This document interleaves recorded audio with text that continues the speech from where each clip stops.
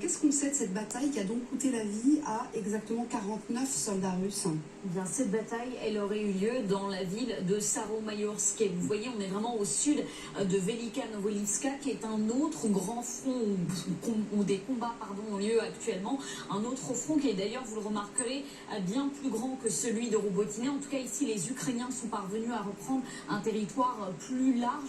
Et justement, ce village de Staromayorsk, il a été repris il y a maintenant un mois par les Ukrainiens. C'était le 27 juillet dernier, plus précisément. D'ailleurs, à ce moment-là, Volodymyr Zelensky avait publié cette vidéo assez traditionnelle sur ses canaux de communication. On voit effectivement, comme habituellement, des soldats posés fièrement devant fièrement avec leur drapeau. Alors, les 49 soldats qui seraient morts dans cette bataille, ils appartenaient, on vient de l'entendre, au 274e régiment d'assaut aéroporté de la garde, qui fait lui-même partie de la 7e division d'assaut aéroporté, dont on vous a évidemment énormément parlé. Ce sont des forces d'élite, théoriquement les meilleurs des meilleurs, et ce régiment spécifiquement, il est notamment accusé d'avoir commis les crimes de Boutcha avant d'être en partie anéanti dans un premier temps à Kharkiv, puis sur le front de Kherson. En fait, les membres qui le composaient ont probablement été renouvelés. Ces membres d'élite qui le constituaient au départ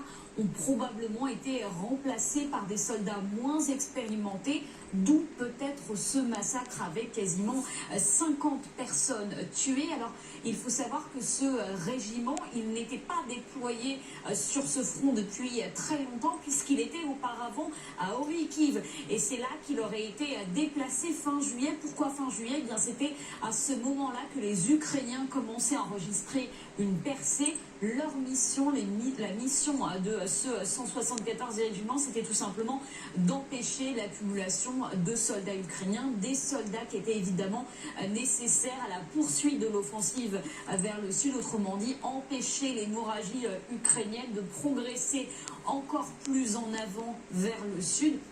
Une chose est sûre, ils ont failli, parce que d'abord, les Ukrainiens, ils vont continuer à gagner des tout petits villages, des toutes petites localités sur ce front, mais surtout, on le voit, il y a eu probablement des pertes colossales parmi ce régiment, avec donc 49 morts. Alors, plusieurs éléments quand même à souligner. D'abord, il n'y a aucune image de cette bataille. On ne sait pas ce à quoi elle a pu ressembler. On ne sait pas non plus quelles armes auraient pu être utilisées par les deux camps. Et puis il reste une question en suspens, évidemment, c'est que faisaient ces troupes russes dans une ville libérée par les Ukrainiens il y a déjà un mois de ça. Alors, la première hypothèse, c'est que ces hommes étaient là justement pour empêcher les Ukrainiens de grappiller encore du territoire. L'autre hypothèse, elle est émise par l'Institut pour l'étude de la guerre, l'ISW, qui pense que ces hommes étaient positionnés ici, positionnés en attente d'un redéploiement, un deuxième redéploiement vers quasiment leur ville de départ, vers le front de Robotyne, où là aussi les Ukrainiens progressent. Et c'est peut-être là finalement une nouvelle stratégie mise en place volontairement ou non par les Ukrainiens, taper sur les renforts avant qu'ils n'arrivent sur les fronts les plus critiques, pour évidemment permettre une avancée plus facile pour les Ukrainiens.